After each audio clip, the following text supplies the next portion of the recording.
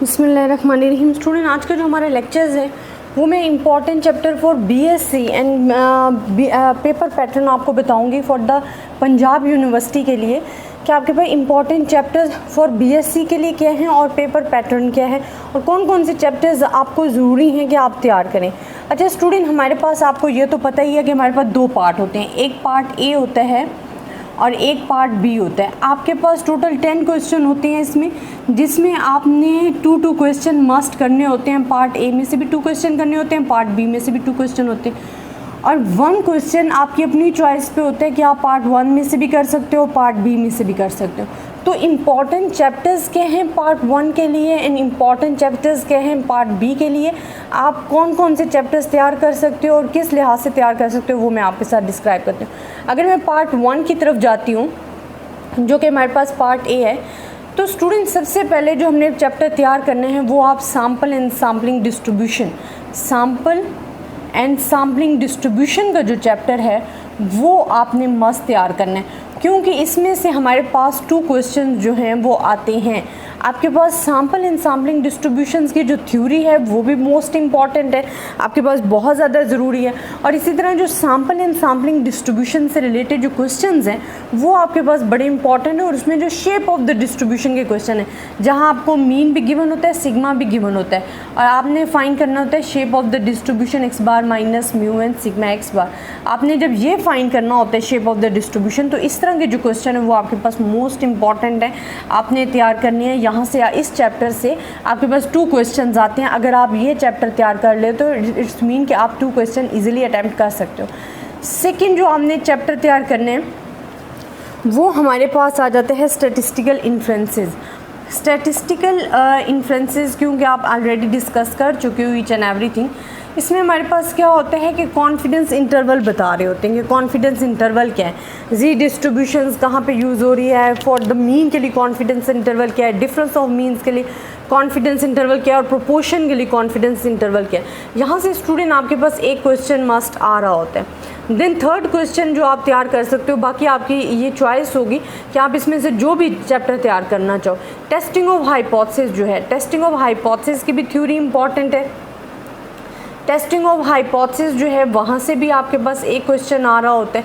तो it's mean अगर आप ये 3 चैप्टर तैयार कर लेते हो तो आप ऑलरेडी 4 क्वेश्चन तैयार कर लेते हो। अब टेस्टिंग ऑफ हाइपोथेसिस में आपके पास जो डिस्ट्रीब्यूशन यूज़ हो रही होती है वो जी डिस्ट्रीब्यूशन होती है।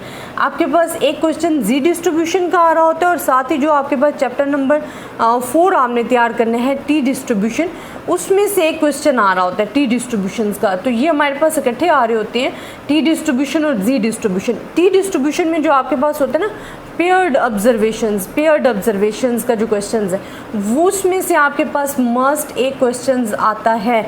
तो आपके पास ये अगर आप 4 चैप्टर अच्छे तरीके से तैयार कर लेते हो तो आप 4 बल्कि 5 के 5 क्वेश्चन अटैम्प्ट कर सकते हो, जिसमें हमारे पास सैम्पलिंग डिस्ट्रीब्यूशन से रिलेटेड आपके पास 2 क्वेश्चन आते हैं, स्टैटिस्टिकल इन्फ्रेंसेस से रिलेटेड एक क्वेश्चन आता है इस चैप्टर में से, टेस्टिंग ऑफ हाइपोथेसिस। और ये जो 3-4 चैप्टर हैं इनकी थ्योरी भी बड़ी इंपॉर्टेंट है।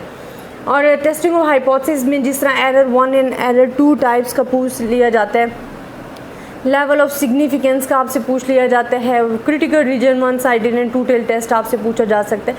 ये इंपॉर्टेंट थ्योरी है आपके पास। और यहाँ पे जी डिस्ट्रीब्यूशन यूज़ हो रही होती है और टी डिस्ट्रीब्यूशन और जी डिस्ट्रीब्यूशन का एक क्वेश्चन आता है, लेकिन पेयर्ड ऑब्जर्वेशन का एक क्वेश्चन मस्ट आपके पास आ रहा होता है। और इनमें डिफरेंस भी थोड़ा सा ये है कि आपको पता है कि जब हमारे पास जो सिग्मा है अगर वो अननोन है, अगर हमारे पास सिग्मा अननोन है और n जो है वो लेस देन 30 है तो आप टी डिस्ट्रीब्यूशन यूज़ करते हो, और अगर n ग्रेटर देन 30 है तो आप जी डिस्ट्रीब्यूशन यूज़ कर रहे हो। तो यही आपके पास डिफरेंस है टी और जी में।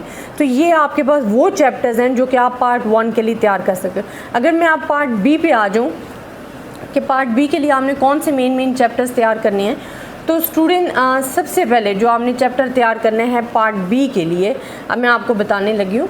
पार्ट बी के लिए जो सबसे पहला चैप्टर है वो मल्टीपल रिग्रेशन, जो पार्ट 1 में आपके पास गिवन है। आपने मल्टीपल रिग्रेशन एंड कोरिलेशन का जो चैप्टर है वो तैयार करना है। वहाँ से आपके पास जो फर्स्ट क्वेश्चन नंबर 6 होता है, वहाँ से पार्ट ए आपके पास आ रहा होता है। अक्सर 2 पार्ट भी आपको गिवन दे दिए जाते हैं और 1 पार्ट। इसी के साथ आपने जो तैयार करना है चैप्टर, वो भी मैं आपको बता देती हूँ। वो आपके पास आ जाते हैं स्टैटिस्टिकल इन्फ्रेंसेस, ये इसी के साथ होता है। एक पार्ट ए जो है वो इसमें से आ रहा होता है, और पार्ट बी के लिए जो आप तैयार कर रहे होते हो वो स्टैटिस्टिकल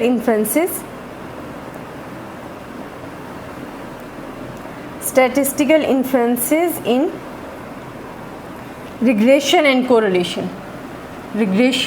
कोरिलेशन जो आपके पास है वो पार्ट बी। तो आपके पास जो क्वेश्चन नंबर 6 है वो मल्टीपल रिग्रेशन एंड कोरिलेशन में से, और statistical inferences in regression and correlation आपके पास जो है वो आ रहा होता है। देन सेकंड, ये 2 चैप्टर आपने तैयार करने, इनमें से आपका एक क्वेश्चन जो है वो अटैम्प्ट हो जाएगा इजीली, जिसमें पार्ट ए एंड बी दोनों कवर हो जाएंगे। देन आपने अनोवा तैयार करना है, एनालिसिस ऑफ वेरिएंस। अनोवा में से एक क्वेश्चन आपके पास आ रहा होता है, अनोवा के क्वेश्चन भी बड़े इंपॉर्टेंट है। इसी तरह आपने तैयार करना है काई स्क्वायर के भी जो क्वेश्चंस हैं वो बड़े ही इंपॉर्टेंट है, इसमें से भी आपके पास आ रहा होता है एक क्वेश्चन। काई स्क्वायर में जो इंडिपेंडेंस वाली क्वेश्चन है कि मेजर ऑफ इंडिपेंडेंसी जहाँ आपने चेक करनी है, या आपके पास काई स्क्वायर में जो गुडनेस ऑफ फिट के क्वेश्चन है वो बड़े इंपॉर्टेंट है, जिसमें आप डिस्ट्रीब्यूशन यूज़ कर रहे होते हो, बाइनोमियल डिस्ट्रीब्यूशन लगा रहे होते हो, पॉइसन डिस्ट्रीब्यूशन लगा रहे होते हो। तो काई स्क्वायर के जो हमारे पास चैप्टर है उसके में से भी एक क्वेश्चन आपका मस्ट आ रहा होता है, और ये आपके पास इंपॉर्टेंट है, आपने इसको करना है। एंड जो लास्ट आप यहाँ तैयार कर सकते हो चैप्टर, वो भी मैं आपके साथ डिस्कस कर लेती हूँ। एक काई स्क्वायर हमारे पास हो गया, अनोवा हो गया, स्टैटिस्टिकल इन्फ्रेंसेस, मल्टीपल रिग्रेशन। ये 4 चैप्टर अगर आप अच्छे तरीके से तैयार कर सकते हो तो आपके लिए जो है आप इजीली अपने जो क्वेश्चन वो अटेम्प्ट कर सकते हो। लास्ट ये चॉइस पे मैं आपको बता रही हूँ कि एक्सपेरिमेंटल डिज़ाइन जो है, एक्सपेरिमेंटल डिज़ाइन, वहाँ से आपके पास एक क्वेश्चन आ रहा होता है। अब आप देखो, अगर आप ये 4 चैप्टर तैयार करते हो तो आपके 4 क्वेश्चन यहीं से अटैम्प्ट हो सकते हैं। तो अगर आपने सही तरीके से तैयार करने हैं तो आई थिंक काई स्क्वायर और ये 2 चैप्टर अगर आप अच्छे तरीके से तैयार कर लेते हो तो आप इजीली जो है अपने क्वेश्चन जो हैं वो अटैम्प्ट कर सकते हो पार्ट बी में से। तो स्टूडेंट, ये हमारे पास पेपर पैटर्न था और चैप्टर्स हमने डिस्कस किए कि कौन से इंपॉर्टेंट हैं, कौन से आप लोगों को करने चाहिए।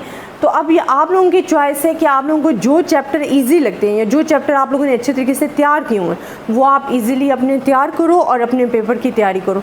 इसमें कुछ मुश्किल नहीं है, सिर्फ और सिर्फ आपके कॉन्सेप्ट क्लियर होने चाहिए, थ्योरी क्लियर होनी चाहिए, और आप किसी भी चैप्टर या किसी भी चैप्टर जो भी आप तैयार करो इसमें फिर कोई चीज़ स्किप ना करो। तो आई थिंक आपको इस पेपर पैटर्न की और इम्पॉर्टेंट चैप्टर की समझ आ गई होगी। अगर स्टूडेंट आपको फिर भी इनसे रिलेटेड किसी किस्म की कन्फ्यूजन आप मुझसे डिस्कस कर सकते हो। अपनी दुआओं में याद रखिएगा, ज़्यादा से ज़्यादा स्टूडेंट्स के साथ शेयर करें ताकि सब इससे फ़ायदा उठा सकें। अल्लाह हाफ़िज़।